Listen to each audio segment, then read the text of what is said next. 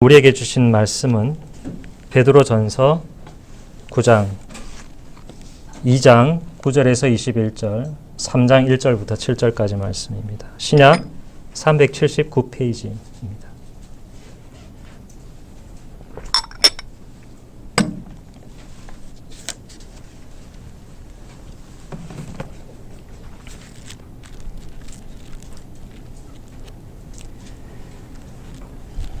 베드로전서 2장 9절부터 21절까지 먼저 읽고 3장 1절부터 7절까지 읽겠습니다.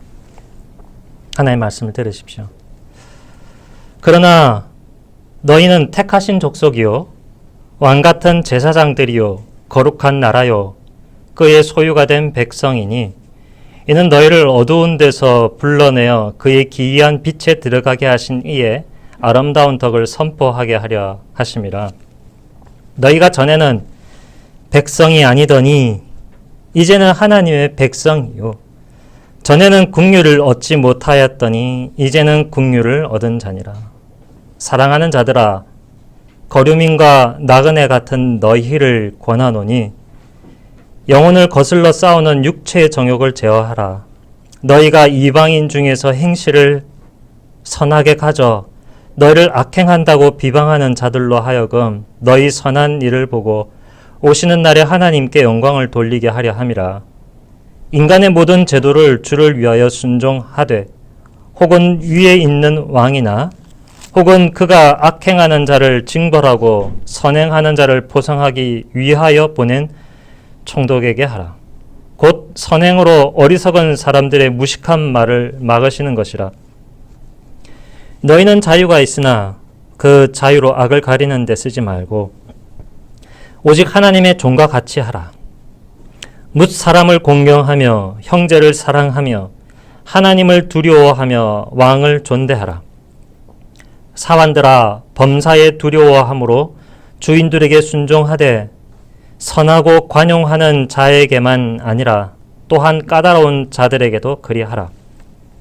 부당하게 고난을 받아도 하나님을 생각함으로 슬픔을 참으면 이는 아름다우나 죄가 있어 매를 맞고 참으면 무슨 칭찬이 있으리요. 그러나 선을 행함으로 고난을 받고 참으면 이는 하나님 앞에 아름다우니라. 이를 위하여 너희가 부르심을 받았으니 그리스도도 너희를 위하여 고난을 받으사 너희에게 본을 끼쳐 그 자취를 따라오게 하셨느니라. 3장 1절부터 7절입니다. 아내들아, 이와 같이 자기 남편에게 순종하라.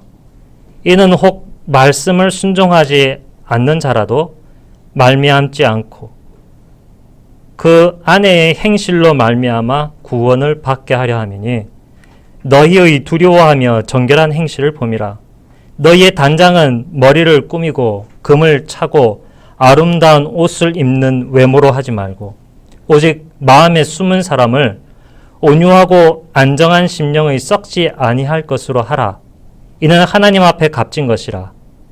전에 하나님께 소망을 두었던 거룩한 부녀들도 이와 같이 자기 남편에게 순종함으로 자기를 단장하였으니 사라가 아브라함을 주라 칭하여 순종한 것 같이 너희는 선을 행하고 아무 두려운 일에도 놀라지 아니하면 그의 딸이 된 것이니라.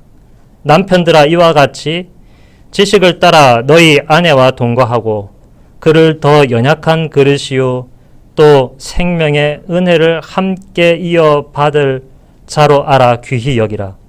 이는 너희의 기도가 막히지 아니하게 하려 함이라. 아멘.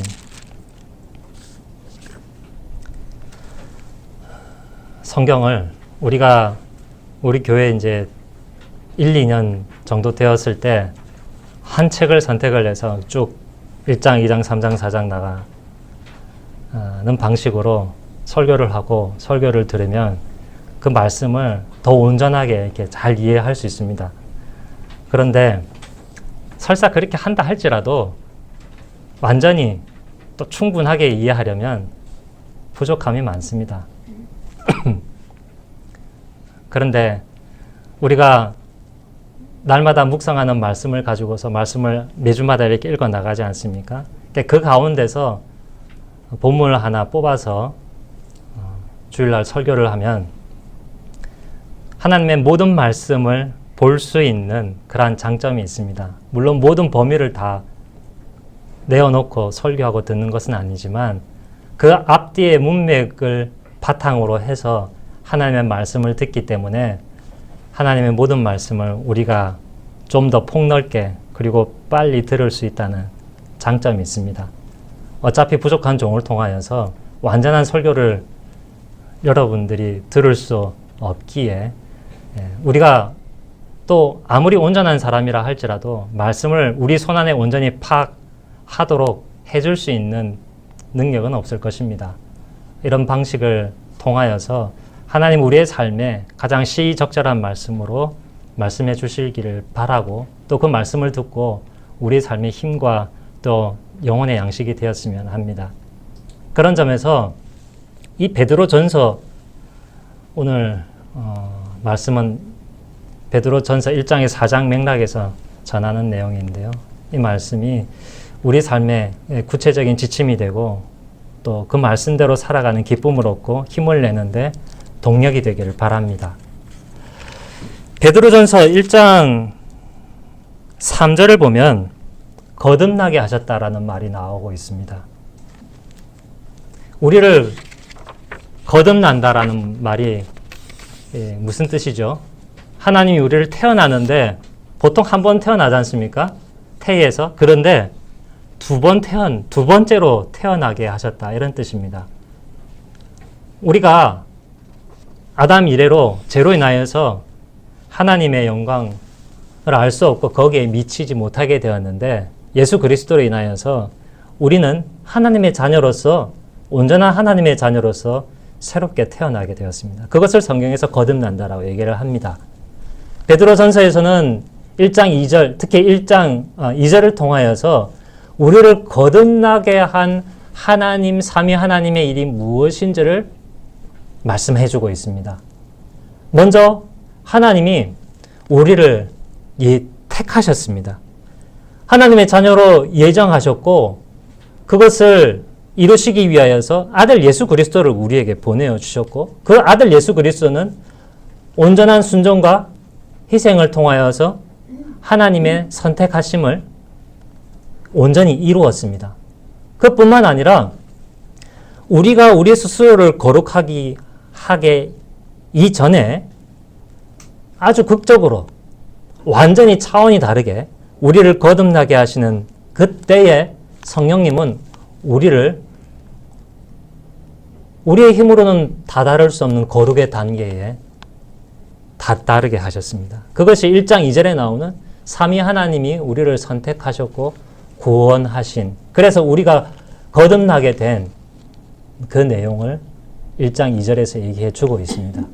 그래서 1장 2절부터 1장 9절까지 내용을 쭉 보면 우리의 기쁨의 이유들이 나옵니다. 그 기쁨이 크다, 영광스러운 기쁨이다 라고 하면서 이 기쁨은 그냥 사소한 게 아니고 우리의 삶에 별 영향을 끼치지 않는 그러한 미미한 것이 아니라 우리 삶에 굉장한 영향력을 그리고 차고 넘치는 에너지를 공급하는 그러한 기쁨이다라고 얘기를 하고 있는데요. 그 거듭남으로 인하여서 우리에게 공급해 주시는 하나님의 은혜가 참으로 엄청나다는 사실을 이야기해 주고 있습니다. 무엇보다 중요한 것은 1장 9절에 나온 우리의 영혼을 구원하심인데요. 우리의 영혼을 구원하기 위하여 하나님은 우리를 처음부터 끝까지 지켜주고 계시고 그리고 우리에게 은혜와 평강을 주시며 썩지 않고 더럽혀지지 않고 쇠하지 않는 우리의 유업을 하늘에 온전히 간직하셔서 그것을 우리가 다 누릴 수 있도록 우리에게 살아있는 소망을 주십니다.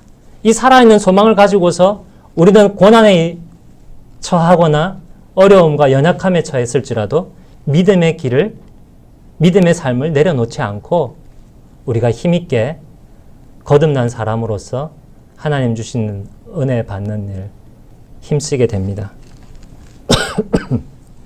그것이 남의 은혜요. 지금 우리가 누리고 있는 기쁨입니다. 우리의 존재는 무엇을 더 이상 하지 않더라도 그 삼위의 하나님의 사랑과 은혜와 능력으로 인하여서 기쁜 존재이고 완성되어 가는 존재들입니다. 거기에 우리가 무슨 숟가락 하나 더 얹을 일이 있을까요? 우리가 숟가락을 더 얹어서 우리의 구원을 완성할 수 있을까요? 그렇지는 않습니다. 우리의 구원은 오직 삼위의 하나님의 능력으로 우리에게 주어지는 것입니다. 그런데 1장 15절 앞뒤로 보면은 이런 말씀을 하십니다. 베드로전서 1장 13절서부터 16절까지 한번 읽어보겠습니다. 교독을 하겠습니다. 제가 13절 읽고 그 다음 여러분 읽겠습니다. 너희 마음의 허리를 동이고 근신하여 예수 그리스도께서 나타나실 때에 너희에게 가져다 주실 은혜를 온전히 바랄지어다. 너희가 순종하는 자식처럼 전에 알지 못할 때에 했던 너희 사역을 공부하지 말고 오직 너희를 부르신 거룩한 이처럼 너희도 모든 행실에 거룩한 자가 되라. 기록 되었으되 내가 거룩하니 너희도 거룩할지어다 하셨느니라. 우리가 거듭나기 전에 어떤 사람이었냐면 13절에 나온 것처럼 무엇을 쫓았죠? 14절이죠. 사욕, 죄악된 이기적인 욕망에 매였고 그것을 추구하며 살았던 사람들인데 거듭난 뒤에도 우리가 그것을 따라갈 수 있다는 겁니다. 의지적으로. 의지적인 선택에 의하여서 우리는 거룩함을, 하나님 은혜를 더 많이 받는 일에 참여할 수 있고 거기에 발을 들여놓을 수 있고 반대로 예전 거듭나기 이전의 삶에 매여 있을 수 있다 하는 것이죠. 레위기에서 반복적으로 나오는 말씀이 내가 거룩하니 너희도 거룩하라 그렇게 말씀하지 않습니까? 여기 베드로전서에서도 거룩하라고 합니다. 근데 거룩을 우리의 마음의 영역에서의 거룩하라라는 말씀도 1장 22절, 3장 8절에서 12절을 통하여서 어간해서 많이 말씀하고 있지만 특별히 베드로전서는 우리의 행실의 거룩함에 대해서 매우 많이 강조하고 있습니다. 1장 15절 보시면 너희도 모든 행실에 거룩한 자가 되라고 하지 않습니까? 1장의 17절을 보십시오. 사람의 행위대로 심판하신다. 2장 12절을 가보십시오. 이방인 중에서 행실을 선하게 가져라. 3장 2절을 가보죠. 정결한 행실을 본다. 사람들이요. 16절을 가보죠. 선행이 나오고 있습니다. 이처럼 베드로전서에는 선한 행실을 가질 것을 우리에게 말씀하고 있습니다. 왜 그렇게 해야 될 것이냐? 2장 9절과 10절에 명확하게 말씀해주고 있죠. 우리는 거듭났는데 거듭나서 그냥 보잘것없는 평민의 신분이 된 게 아니라 우리의 지위가 어떻습니까? 2장 9절에서 한 세 가지로 이야기하죠. 네 가지로. 첫째, 2장 9절. 우리는 택하신 족속이고 왕 같은 제사장입니다. 왕의 역할도 하고 제사장의 역할도 합니다. 하나님께 제사 드리는 역할을 하는 제사장입니다.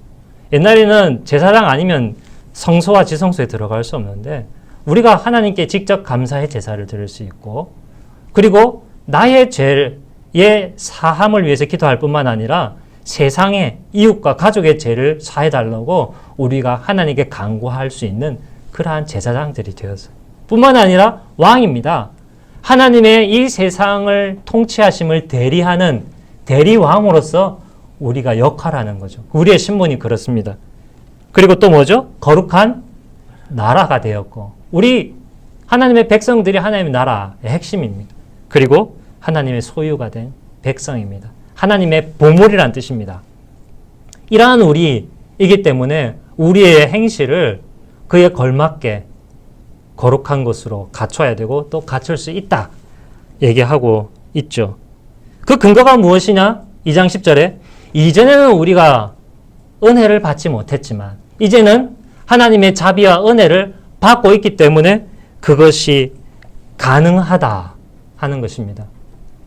통장에 돈을 쌓아놓고 이 통장 돈 쓸 수 있다라고 얘기하는 것처럼 그 하나님의 은혜와 능력이 왕같은 제사장 된 우리에게 임하고 있기 때문에 제발 좀 잘 써라 라고 이야기하고 있는 것이죠. 그렇다면 행실을 거룩하게 가져가는 데 있어서 원리가 있습니다. 이 원리가 베드로전서 곳곳에 그렇게 퍼져 있는데 그 원리가 2장 16절에 나와 있습니다. 베드로전서 2장 16절과 17절을 한번 같이 읽어보겠습니다. 너희는 자유가 있으나 그 자유로 악을 가리는 데 쓰지 말고 오직 하나님의 종과 같이 하라. 무사람을 공경하며 형제를 사랑하며 하나님을 두려워하며 왕을 존대하라. 여기에서 우리는 노예라라고 얘기합니까? 처음에 선언을? 아니죠. 우리는 자유했다라고 합니다. 우리는 아담과 같이 선한 자유의지를 가졌지만 하나님을 선택하지 않고 사탄을 선택하는 것이 아니라 우리가 하나님의 은혜로 우리의 자유의지를 가지고 누구를 선택한 거예요? 하나님을 선택한 거예요. 그리고 우리의 자유의지를 가지고서 자유롭게 선과 거룩을 행할 수 있는 존재가 된 것입니다. 그리고 이 자유자는 말씀드렸다시피 아주 낮은 신분이 아닙니다. 하나님의 형상, 왕같은 제사장과 같은 매우 권위 있고 능력 있는 신분이 된 겁니다. 여러분, 능력이 있는데 그 능력을 발휘할 만한 위치를 얻지 못했다. 타이틀을 얻지 못했다. 일거리를 찾지 못했다 하면 그 능력이 별로 소용이 없겠죠. 반대로 자리 있고 자리가 있고 신분이 있는데 거기에 걸맞는 능력을 발휘하지 못한다. 그것도 비극입니다. 그런데 우리는 어떻습니까? 그 자유와 은혜와 능력을 가졌을 뿐만 아니라 그에 걸맞는 신분도 가졌고 그에 맞는 직분과 일거리도 우리는 받은 사람입니다. 그러한 배경에서 우리는 자유를 가지고 하나님을 섬기는 사람들입니다. 매우 높은 사람들이죠. 그런데 이런 우리에게 어떻게 거룩하라고 하냐면 그러한 자존감과 존귀함과 능력을 가지고서 자, 우리는 뛰어난 민족이고 옛날 나치들이 생각했듯이 유대인과 차원이 다른 민족이기 때문에 오늘날 일부 사람들이 생각하는 것처럼 약육강식의 세상에서 우리는 뛰어난 자질과 능력을 가지고 약자들을 해치고 그들이 가진 것을 빼앗는 사람으로서 일하는 것이 아니라 오히려 정반대의 일을 하는 것이 거룩한 행실의 원리라는 겁니다. 그게 뭐냐면 예수님을 생각하시면 됩니다. 우리가 주중에 마가복음 15장, 16장을 묵상하지 않았습니까? 예수님이 십자가에 못 박히셨을 때 지나가는 사람들이 예수님을 향하여 조롱했던 말 중에 가장 뼈아픈 조롱이 무엇이었습니까? 내 자신부터 구원해 보라지. 너를 구원하여 십자가에 내려온다면 내가 너를 믿겠다라고 하지 않았습니까? 그런데 예수님은 어떻게 하셨습니까? 예수님은 십자가에 못 박혀서 하나님의 자녀의 죄를 감당하시는 것이 그의 사명이었기 때문에 그 조롱을 다 견디시면서 심판을 받은 그 섬김으로써 예수 그리스도의 일을 이루셨습니다.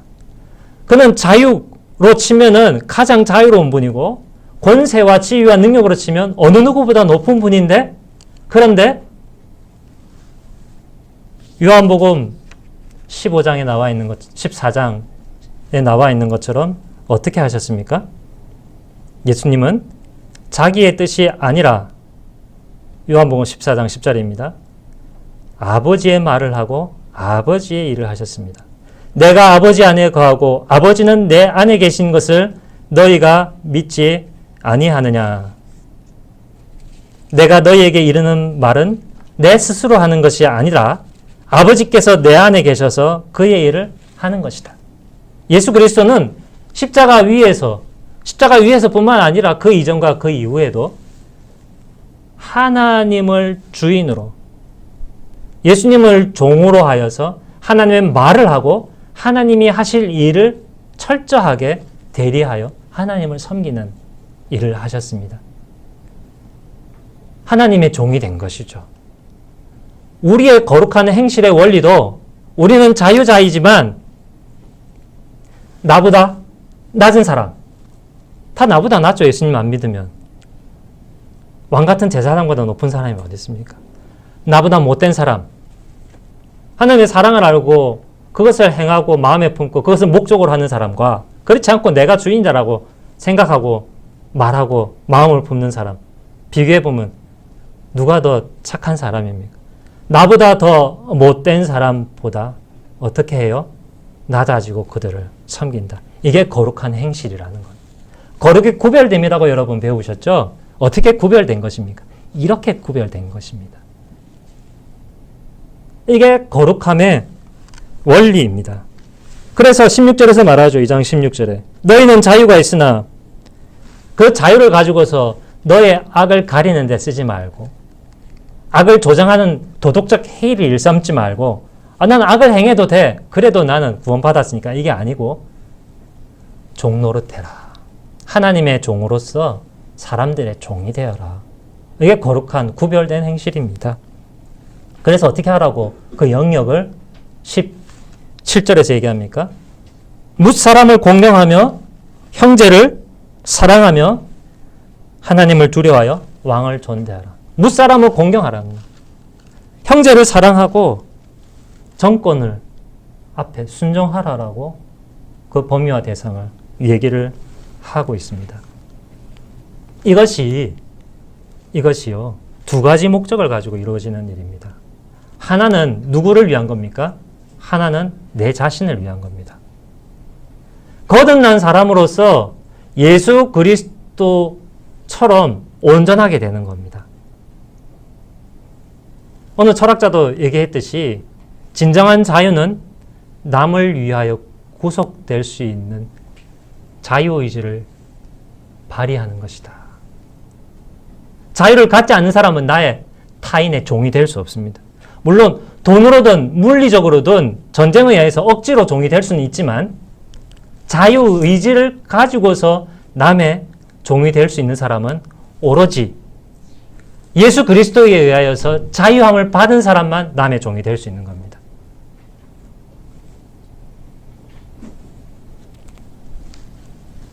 이러한 사람이 될 수 있도록 그러한 자격과 기쁨을 누리도록 예수 그리스도의 장성한 분량에까지 자라가도록 하는 일, 누구를 위한 거냐면 바로 내 자신을 위한 겁니다. 나의 성장입니다. 나의 온전히 자유함, 참된 왕같은 제사장의 역할을 해나가는 거죠. 저 사람 어떤 일 우리가 세상에 살아가면서 어떤 얘기를 많이 합니까? 참 쓸모있는 사람이야. 세상에 이바지했어. 굉장한 칭찬이지 않습니까? 그 인생을 어떻게 합니까? 긍정해주고 존재 가치를 높여주는 거죠. 내가 예수 그리스도처럼 자유인이지만 종처럼 섬길 때 그것은 나의 존재가, 나의 인생이 가치 있게 빛을 발하는 겁니다. 나의 생명을 가장 의미 있게 잘 소비하는 겁니다. 짧은 인생을 가장 의미 있게 사용하는 것이죠. 하나님 보실 때 얼마나 아름답겠습니까? 뒤에 말씀드리겠지만 다른 사람이 볼 때 그 사람을 얼마나 존귀한 사람으로, 사랑스러운 사람으로 보겠습니까? 두 번째, 우리의 거룩함의 목적은 뭐냐? 전도를 위함입니다. 오늘 2장 후반부와 3장 초반부에 나온 것처럼 아직 하나님의 자녀로 거듭나지 않은 사람들이 하나님의 자녀가 될 수 있도록 하는데 우리의 거룩함을 하나님이 사용하십니다. 3장 1절을 한번 같이 읽어보겠습니다. 3장 1절을요. 같이 읽겠습니다. 아내들아 이와 같이 자기 남편에게 순종하라. 이는 혹 말씀을 순종하지 않는 자라도 말로 말미암지 않고 그 아내의 행실로 말미암아 구원받게 하려 함이니. 3장 1절 말씀은 매우 흥미롭고 매우 획기적인 말씀입니다. 보통 전도는 뭘로 합니까? 말로 합니다. 주님의 말씀을 전하여 하나님을 아는 지식을 가지게 되고 그 아는 지식에 근거하여 하나님을 믿게 됨으로써 구원받게 됩니다. 그런데 이 3장 1절 말씀은 전도의 또 다른 측면을 열어주는 말씀입니다. 여기에 지금 예수님을 안 믿었다가 지금 예수님을 믿게 된 한 부녀가 있습니다. 한 아내가 있습니다. 그런데 그 아내의 남편은 아직 예수를 믿지 않은 사람입니다. 이 아내가 예수를 믿어 너무 좋으니까 그 남편에게 예수 믿으라고 자랑을 했겠습니까? 안 했겠습니까? 자랑을 많이 했겠죠. 오늘날과 같은 전도의 분위기라고 생각하면 오해도 이만저만 아닙니다. 2000년 전을 거슬러 가셔야 됩니다. 그 당시의 문화는 그리스 로마 문화입니다. 그리스 로마의 문화에서 종교라 함은 선택권이 한 가정 안에서 남편에게 있겠습니까? 아내에게 있겠습니까? 철저하게 남편에게 있습니다. 남편이 믿으면 아내가 그것을 따라야 합니다. 만일 따르지 않는다면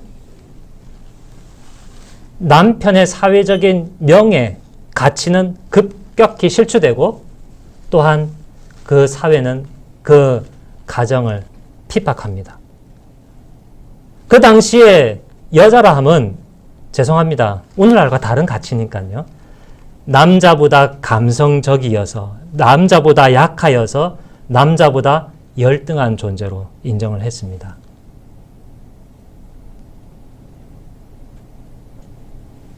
그런 시대에 예수 그리스도를 믿지 않는 그 시대에 이 여자가 예수님을 믿어 이방 종교, 소수 종교를 믿게 되니 제국에서 로마 제국에서 법과 제도에서 도저히 인정하지 않는 종교를 믿은 겁니다. 남편이 좋아하겠습니까? 핍박하죠. 아내가 아무리 말로 설명한들 설득이 안 됩니다. 그래서 말씀으로 믿지 않는 남편이라 할지라도 그 말은 여기 로고스입니다. 하나님의 말씀으로 구원받는 것이 아니라 무엇으로 구원받게 하려 합니까? 아내의 행실로 구원받게 하려 하는 겁니다. 아내의 어떤 행실이겠습니까? 거룩한 행실입니다. 어떤 것이 거룩한 것이냐? 그 원리가 뭐예요? 자유인이지만 그러나 종이 된 것.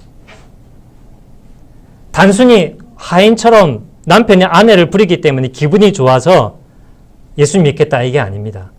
그리스 로마의 문화적인 바탕 위에서 가정이 이루어지는 원리, 남편과 아내의 관계의 그 원리와 효과보다 예수 그리스도를 믿어 거룩한 행실을 함으로써 남편과의 관계를 가지는 아내의 행실이 훨씬 더 탁월하고 효과적인 면에서 유익이 많고 훨씬 더 마음과 삶의 행복과 증진을 가져다 주기 때문에 남편이 예수 그리스도 하나님을 볼 수 없더라도 그 하나님 참으로 있는 하나님이구나.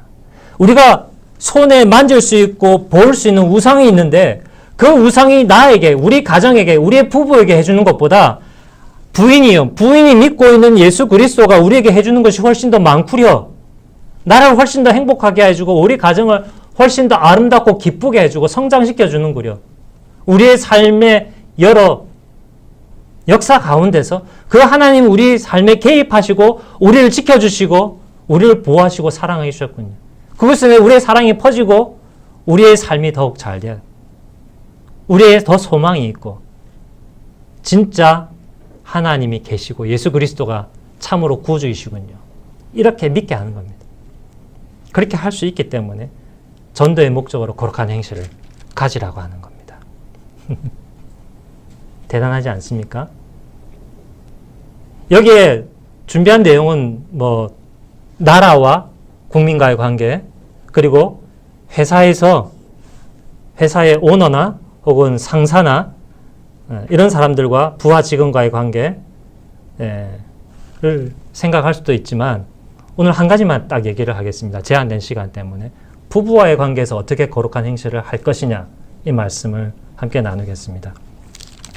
3장 1절부터 6절까지 이 설교를 하면 제가 우리 교회 여성분들의 공공의 적이 될 수도 있겠다는 그러한 생각을 하면서 말씀을 준비했습니다만 말씀을 준비하다 보니까 이게 공공의 적이 아니라 공공의 은인이 될 수도 있겠다는 생각을, 그런 확신을 가지게 되었습니다. 페미니즘이 요즘 많이 오르락 내리락 하고 있는 세상인데요. 이런 문화적인 형편 가운데서 3장 1절 말씀, 아내들이여 남편에게 순종하라고 했을 때 이것이 얼마나 세상에 먹히겠습니까? 그런데 이 말씀을 오늘 하나님이 우리에게 해주고 계십니다. 순종하라. 그런데 여러분, 남편과 아내는 신분적으로 보면 혹은 능력으로 보면 누가 더 열등합니까? 누가 더 우세합니까? 복음 안에서는 어떻게 말씀해주고 계실까요? 복음 안에서는 그리스 로마 문화를 완전히 뒤집어 엎는 것입니다. 심지어 유교 문화를 확 뒤집어 엎습니다. 남편과 아내는 일방적으로 복종하고 순종하는 관계가 아니라 상호 순종하는 관계라는 것이 하나님의 창조의 원리이고 그리스도 안에서의 부부관계의 원리입니다. 이러한 창조 질서가 말씀 안에 잘 드러나고 있고 그것을 근거로 하여서 우리가 살아가고 있는 세상 문화를 변혁시키고 부부관계를 변혁시켜 나가는 것이 하나님의 의도입니다. 복음이 남편에게 행실과 말씀으로 잘 받아들여지면 그 남편은 나중에 어떻게 되는지 아십니까? 아내에게 순종하게 됩니다. 이것이 예수 그리스도께서 창조하신 부부관계의 원리입니다. 근거를 말씀드리겠습니다. 갈라디아서 3장 28절. 남자와 여자는 예수 그리스도 안에서 다 하나다. 동등하다. 헬라인이나 유대인이나 예수 그리스도 안에서 하나다. 헬라인이나 유대인이나 우월하고 열등한 것이 아니고 다 하나다. 동등하다. 갈라디아서 3장 28절 말씀 기억하십시오. 에베소서 5장 25절. 남편들아 아내 사랑하기를 그리스도께서 교회를 사랑하시고 교회를 위하여 자기를 주심같이 하라. 자기를 다 바치라는 겁니다. 자기를 바쳐서 종으로 섬기라는 겁니다. 남편에게 주신 명령이죠. 골로새 3장 19절. 남편들아 아내를 사랑하며 괴롭게 하지 말아라. 창세기 1장 27절. 하나님이 세상을 창조하시되 하나님의 형상으로 사람을 창조하셨다라고 하셨을까요? 남자와 여자를 창조하셨다고 했을까요? 남자와 여자를 창조하셨다. 하나님의 형상을 동등하게 남자와 여자 다 같이 갖고 있다는 겁니다. 남자도 남편도 하나님의 형상이요, 아내도 하나님의 형상이고, 남편도 왕 같은 제사장이고 아내도 왕 같은 제사장입니다. 이게 복음의 혁명입니다. 그런데 이것을 가지고 어떻게 하려고 합니까? 자기를 주장하기보다 복종하여 섬기는 데 사용하라고 합니다. 심지어 창세기 3장 16절 말씀을 보시면 이렇게 얘기하고 있습니다. 여자에게 이르시되 너는 남편을 다스리기를 원하지만 오히려 남편이 너를 다스릴 것이다 라고 하면서 죄를 가지고 있는 남편과 아내의 관계에서 서로를 지배하려 하고는 지배 욕구가 그 부부관계를 헤쳐놓고 망가뜨릴 수 있는데 하나님께서 죄 이후에 구원의 말씀을 전해주면서 역할과 질서의 구분을 해주셨습니다. 역할적으로 남자가 머리 역할을 해야 된다. 여자가 순종해야 된다라고 얘기를 합니다. 남자도 여자에게 순종하지 말라는 얘기가 절대로 아닙니다. 베드로 전서 3장 1절부터 6절을 놓고서 남편 여러분, 남성 여러분 절대 착각하시면 안 됩니다. 내가 여성에게, 내가 아내에게 당신은 나에게 순종해야 된다고 요구할 수 있는 권리를 주는 게 아닙니다. 주장하는 게 당연하다고 하는 거 아닙니다. 여성과 아내에게 주는 말씀입니다. 당신이 너희가 먼저 남편에게 순종하라는 것이지 남편이 아내에게 요구할 권리가 없습니다. 남편에게 하나님 이 베드로 전서의 말씀을 통해 주시는 말씀은 남편에게는 오히려 아내를 왕비처럼 섬기라라고 합니다. 오히려 아내를 남편 너 자신보다 더 우선시하라고 합니다. 3장 7절 말씀에 이렇게 말씀하죠. 공동상속자라고 얘기합니다. 남편은 아내를 잃어버리면, 아내가 없으면, 만일 여러분에게 독신의 은사를 주시지 않으셨다면, 그래서 가정을 이루게 하셨고 가정을 이루실 예정이라면 여러분들에게 배우자는 한쪽 날개입니다. 한쪽 날개가 없으면 어떻게 돼요? 못 납니다. 3장 7절에서 아내를 향하여 어떤 표현을 씁니까? 남자보다 더 약한 뭐라고 하죠? 그릇이라고 합니다. 이 그릇은 생명의 은혜를 받는 도구의 이미지가 첫 번째로 있습니다. 남자 혼자 하나님이 주시는 영생의 은혜를 받을 수 있냐 없냐 했을 때 온전하게 하나님 주시는 영생의 은혜를 남자 혼자 이 땅에서 받을 수 있다 없다? 없다는 겁니다. 아내가 없으면, 아내가 도와주지 못하면 그 남자의 그릇은 밑이 뚫린 항아리와 같다. 아무리 퍼부어도 다 세어버린다는 겁니다.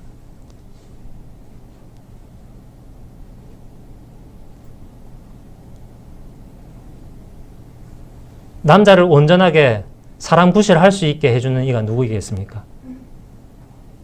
남편을, 아내입니다. 그런데 아내가 그렇게 일을 하려면 뭐를 하라고 하고 있습니까? 순종하라는 것입니다. 순종의 본이 5절과 6절에 나오죠. 3장. 그 본으로 누굴 말하고 있습니까? 사라입니다. 사라가 창세기 12장 13절 가보면 기가 막히고 코가 막히는 일을 당합니다. 도대체 이 남편이 나를 팔아먹는 거예요. 애굽 왕한테. 아내가 아니라 누이라 하여서 아브라함 자기의 생명을 보존하려는 것이죠.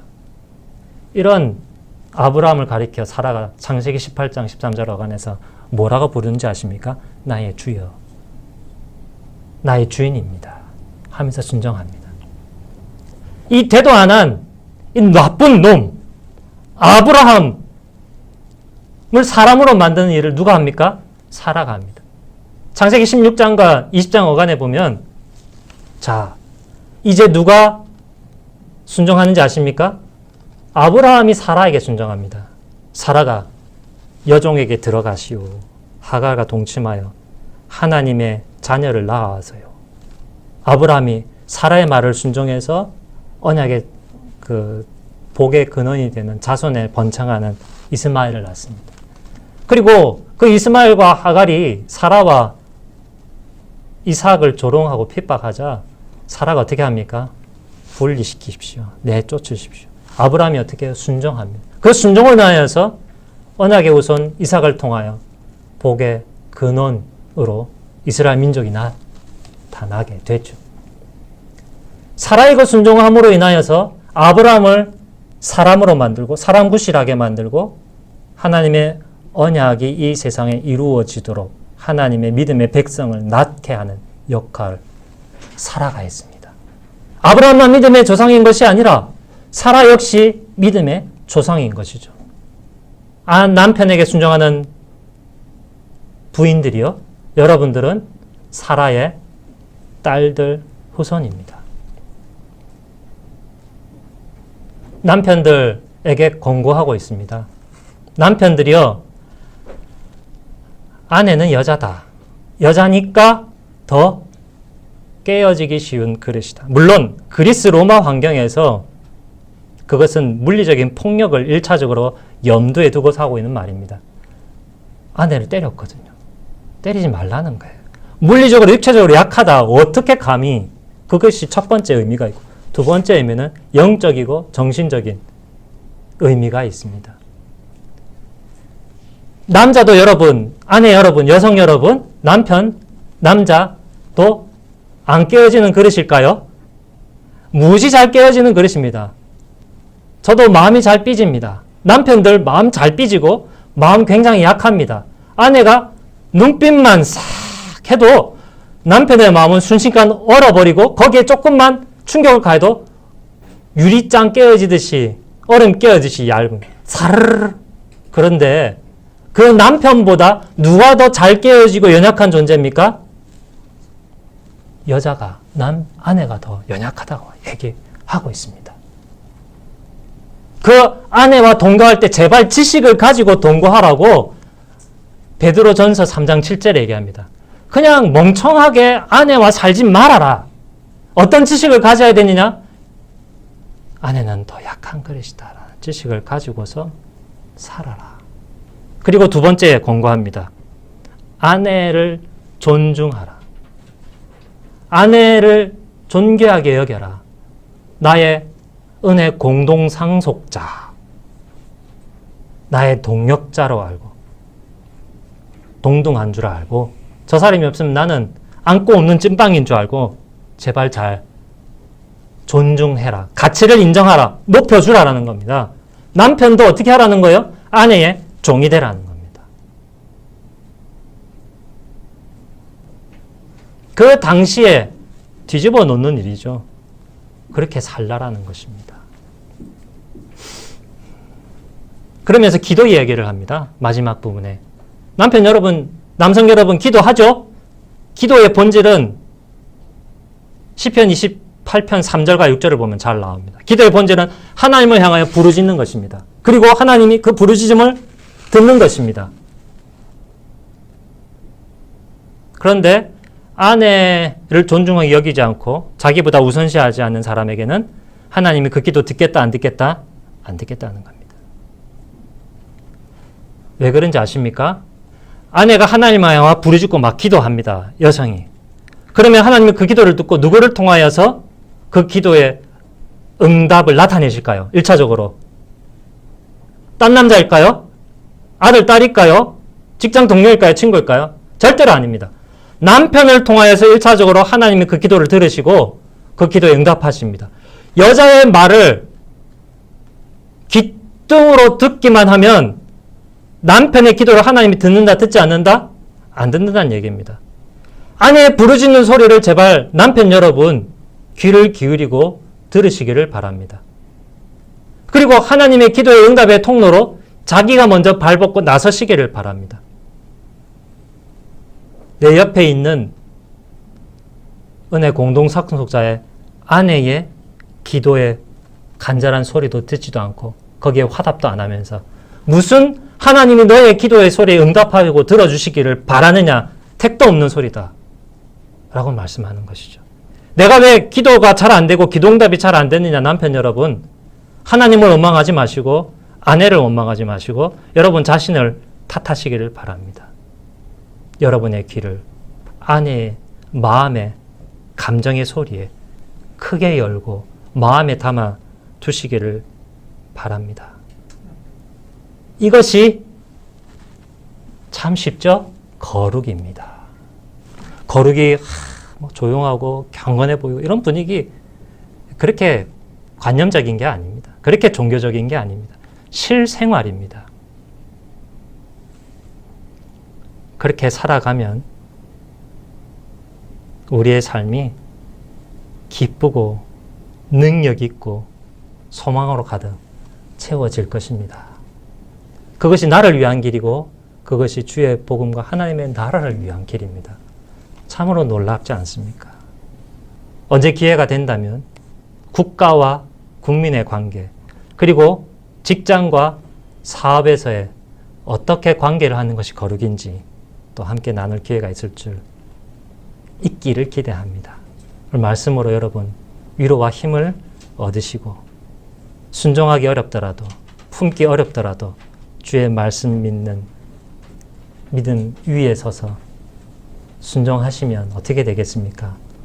1장 2절부터 9절에 나와 있는 그 기쁨을 더욱 크게 주시고 여러분의 소망을 더 크게 하실 것입니다. 기도하겠습니다.